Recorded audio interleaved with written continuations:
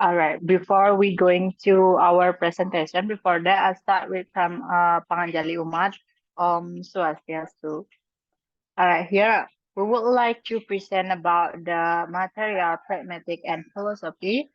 And for the next slide, we would like to introduce our member for the group one. And next slide, please. So for the member of group, for the first is Anak Agung ISTRI PRADNYANITA and KADEK Sinta PERTIWI and also me NENGAH SUEDIANTARI.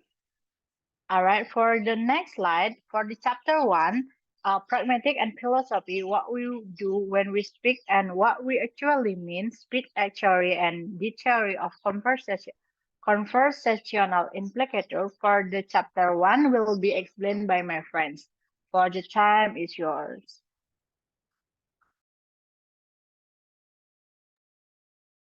Okay, introduction. This highly format and very constrained approach to language, which was called logical positive time.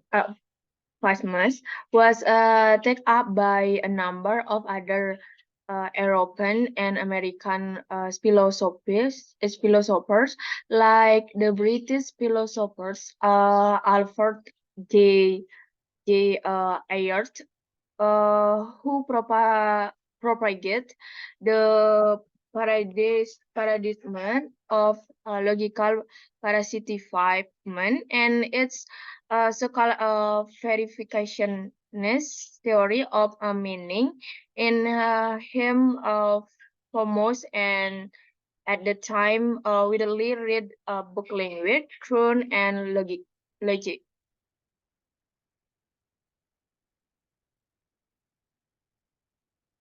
Next slide, John Austin speech art theory. That do something constitutive versus performative. Constative or statement. Constated are speech arts that describe or respond and stated of a fight, and then performative. It contracts are speech arts that go beyond description. For example, constative, the restaurant server Italian cuisine. And for example, for performative, I order the salad or for dinner. In this chain, the constative is a statement describing the type of cuisine served by the restaurant. The formative, however, is an action taken by the speaker, indicating their choice to order salad for dinner. Examples. The second, the book is 300 page long, and then performative, for example, I recommend you read this book. This contact provide information about the book ledge, and then the performative on the other hand involves the speaker making a recommendation, encouraging someone to read the books. Next slide. To turn in Austin argument. There are two turn. The first the entourage or entourage move. This the initial state arts where the speaker make a statement, asks a question, ensures common, or perform some other linguistic arts. And then the responded move. Following the Andhras move, the respondents provide a reply or respond to the Andhras speed ask. For example, Andhras move, do you have the time? Then a respondent move, yes, it's 2 p.m. Um, here it is the first move question under interest move, and then the most move the second move is a direct answer or a responded move. To turn and change our special is analysis how speak art are performed and how communication unfold between participants, and as the illustrate the interaction between speaker and a response in conversation. Next, Antaras which say something, do something, and procedure effect. There are locationary,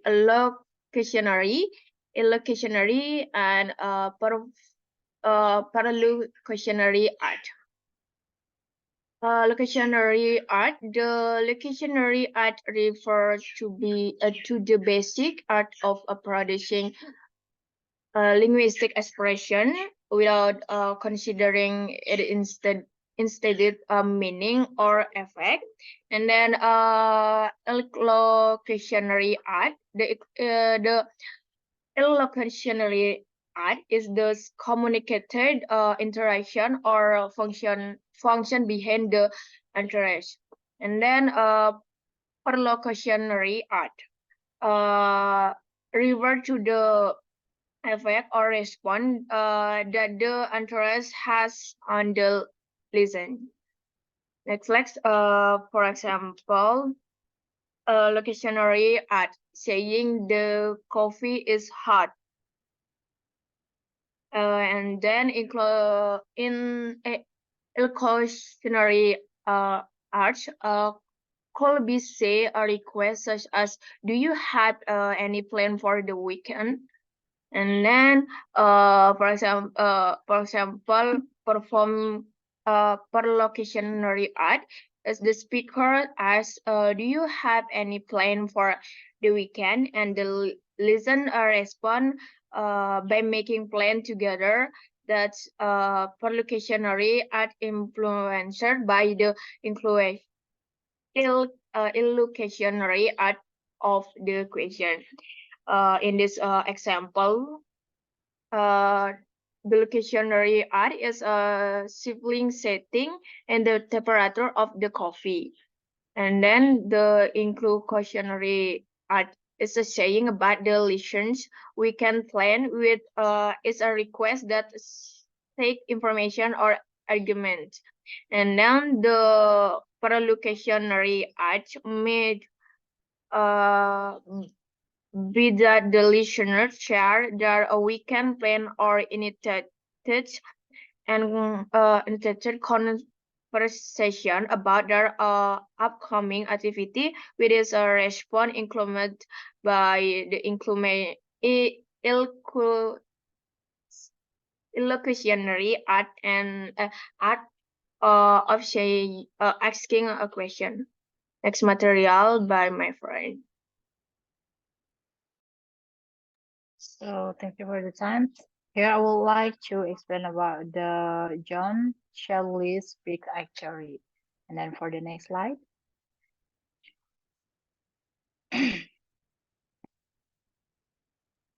So what is a speak at? What is speak at is based on the hypothesis that the semantics of a language can be regarded as a series of system of constitutive rules, and the illocutionary act are act performed in accordance with these sets of constitutive rules. by Scarlett 1972. And for the page is 140. And for the example, like, will John leave the room? John will leave the room. John, leave the room. Will that John leave the room? If John will leave the room, I will leave also.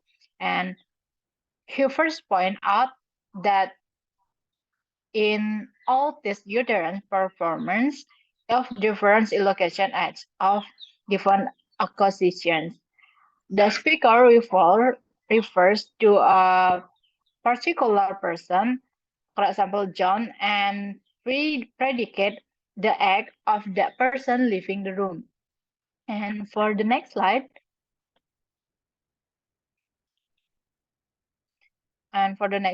is sincere promising and its proportional content condition. After this clarification, verbal analysis, the illusionary acts and sensory promising, I assume that most people will come up with a rather straightforward answer when they were asked to explain, for the example, what it meant when they promise their friends with whom they want to go to the cinema to order tickets. Scare illustration how complex this speech are. And then for the next slide, please.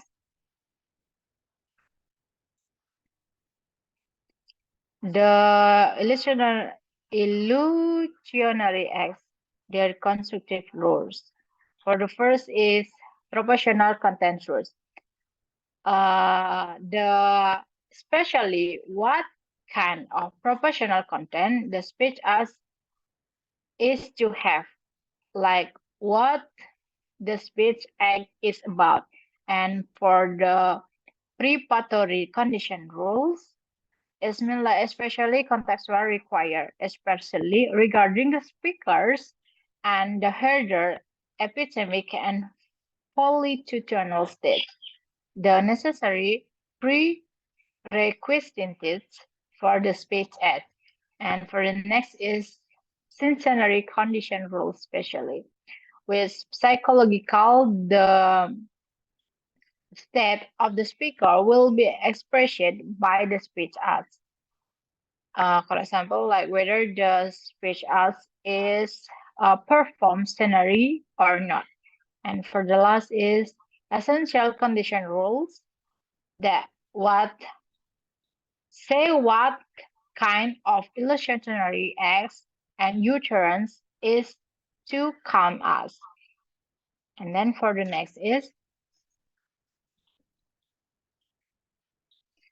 so for the next slide is Shelley classification of illusionary acts. So for the first one is the classification is representative. The illusionary act involves the speaker making statement or assertion about the world. So the speaker aims to represent a state of affairs, convey information, or describe something. And for the example, like the sun rise in the east, it's about the describe the sun rays from the east. And then for number second is directive. The directive are illocutionary act in which the speaker tries to get the listener to perform a specific action to behave in a certain way.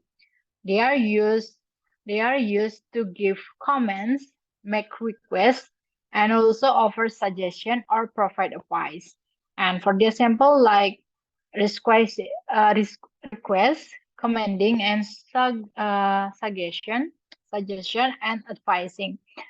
For instance, like please close the door. Is the request to please the door, or please close the door.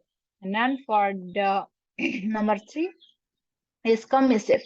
Commissive improves the speaker committing For to a future course of action or expressing their intention to perform a particular action. They create an obligation and promise. For example, like I will help you with your object. And then for the next is expressive. The expression of are illusionary acts that convey the speaker feelings, attitude, emoticons, or psychological state. They are used to apologize, congratulate, express gratitude, and commiserate. And for the example, like, I'm so sorry for your loss.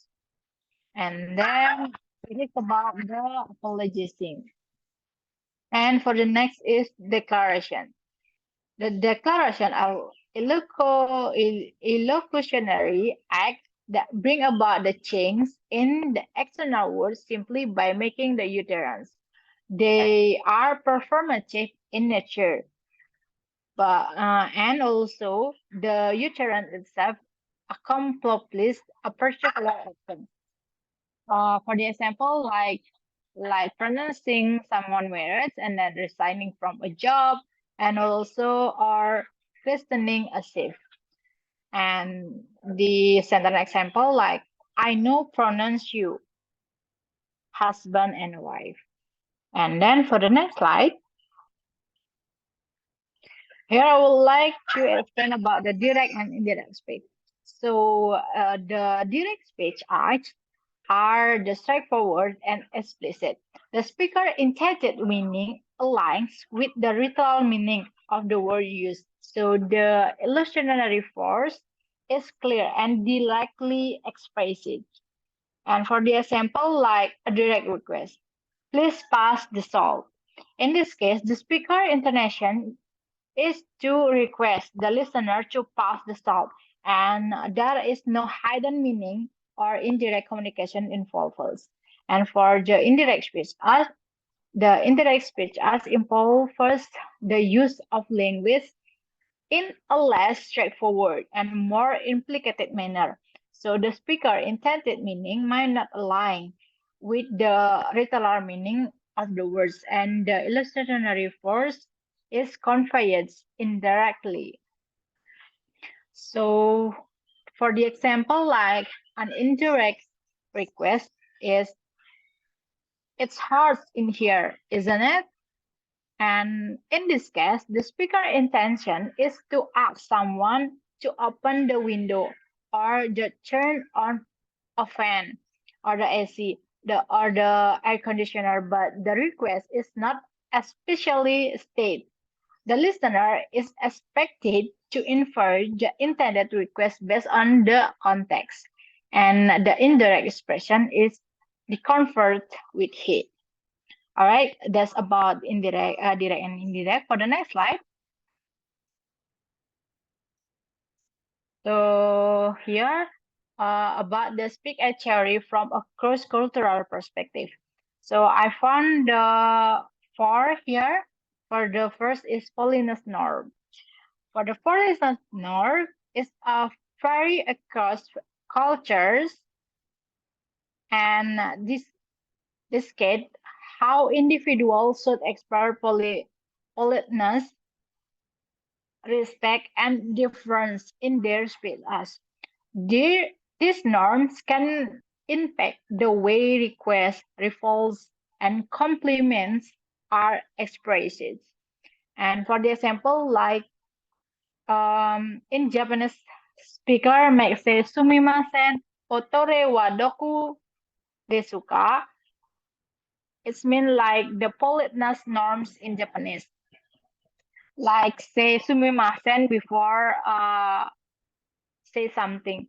And then for the honorifics and titles, my culture use honorifics, title, and specific norm forms of address to show respect or status.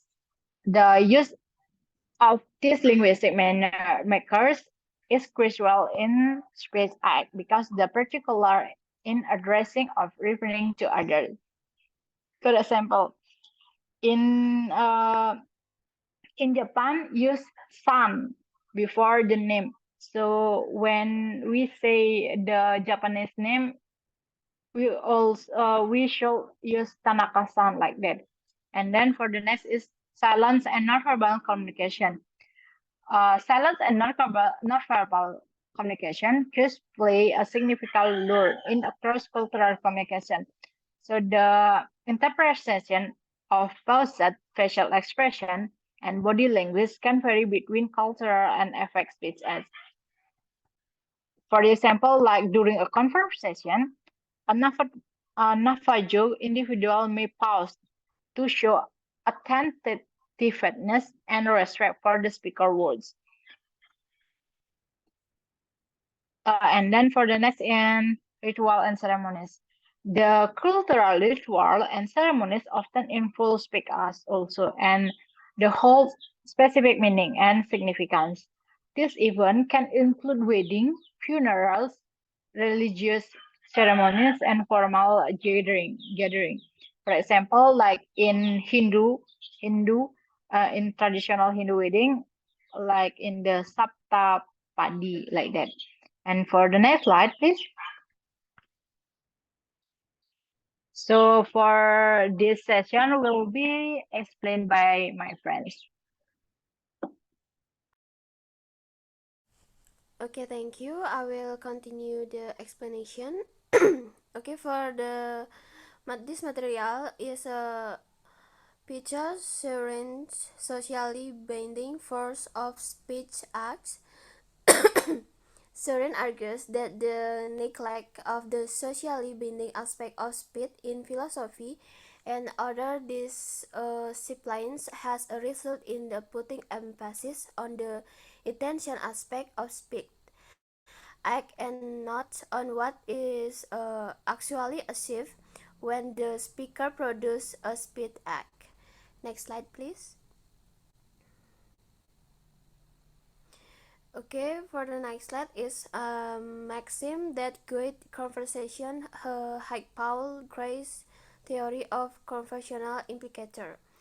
Haig-Paul-Gray's theory of conversational implicator is an important aspect of a pragmatic and communication. Grace proposed a set of conversational maxims that guide how people interpret and engage in a conversation.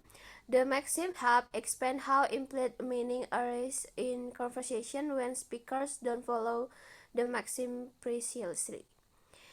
Next slide, please. Okay, for the next slide is Grace cooperation principle and its constitutive conversational maxims. Currently, here are some examples illustration Grace conversational implicator based on the maxim. For the first one is a maxim of quantity. For the example is imagine someone is asked how many cookies they ate at a party and they reply a few. This response violates the maxim of quantity, I providing enough information. The implicator here is that the person likely ate more than they are admitting, implying they don't want to reveal the exact number. And the second is maxim of quality. For the example is if someone say the weather is lovely today, while it's pouring rain, they are faulting the maxim of quality truthfulness. The implicator is that the speaker is being sarcastic or ironic, conveying the upside of the literary meaning. And the third is a maxim of relation. Uh, for example, in a conversation about the favorite book, if someone suddenly start talking about their lunch plans, they are faulting the maxim of relation reference. For and the implicators is they make want to change the topic or have ulterior motive for introducing the unlike subject. Number 4, maxim of manner. Example, if someone say it's not rocket science when explain a simple text, they may be faulting the maxim of manner, ambiguity. And for the implicator is that the text is straightforward and should not be overly complicated. Next slide, please. And for the next slide is how the conversation maxim can be faulted or floated. Currently, here are explanation example of how the conversational maxim can be faulted or floated. For number 1 is a maxim for quantity. Violation providing an inadequate or excessive amount of information. And for floating the deliberately offering more information than necessary for a specific purpose. And for the example, if someone asks how was your day, and you said just fine, you are floating the maximum of quantity by providing less information than expected. This might imply that you don't want to discuss your day in detail. And as you can see in the slide, for the example, if a friend say I'm so hungry I could eat a horse. And for a violation of the maxim of relation, example, during a serious conversation, if someone suddenly asks, have you seen that a new movie? And violation of the maxim of manner, example, if someone say, I believe it when pigs fly. Next slide, please. Okay, for the next slide is 5 properties of implicator. For the first one is conversational implicator, and number 2 is implicator are non. For the conversational implicator is implicator arise within the context or comparative communication where speaker and listener assume adherence to conversational maxim and the comparative principles. And number 2 is implicator are non-detachable. Implicator are typical not detachable from the conversational context in which they occur. They are closely tied to the specific entrance and the speaker intention. Detaching them from the context can lead to a lost meaning.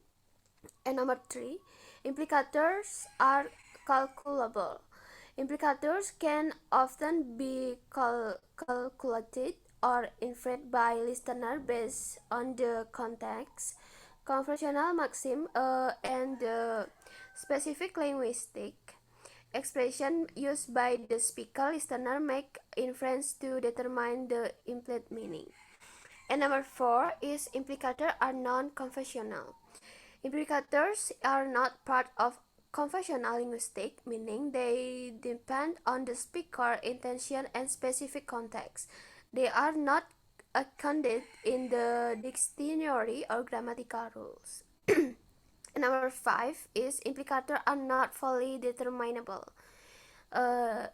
Implicators are often context dependent and subject to interpretation. Their exact nature and strength might vary based on individual interpretation and contextual factor.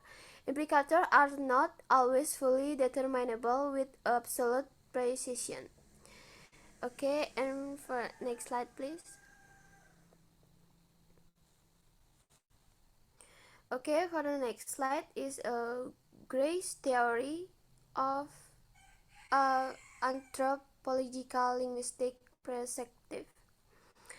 For the first one is cultural variation. Cultural variation in pragmatic, sociolinguistic, and anthropologists explore how implicator and pragmatic convention differ among social and cultural groups. This variation can provide insight into social identity, cultural norms, and social rules. And number two is social heritage and language. For the social heritage and language is for the grace theory, highlight the roles of culture, norm, and expectation in communicative. Different cultures might have varying norms regarding politeness, indirectness, and how implicators are used to convey message while maintaining faith and social harmony. And number three is rituals and ceremonial language. Ritual and ceremonial language is for the grace theory. Anthropological linguistic research may focus on the role of context in understanding implicator within specific culture and social context. And number four is figurative language and culture concept. Implicator, when viewed anthropologically, may be seen as told for preserving or challenge social hierarchy within a culture. Anthropologists may examine how language and implicator are used to maintain or disrupt power dynamics. Next slide, please. Okay, I think I would back the time for moderator Eri. Time is yours. All right. I think that's all about the our presentation for group one. I would like to I would like to say thank you so much for our group, for me, Ganita and Sinta. So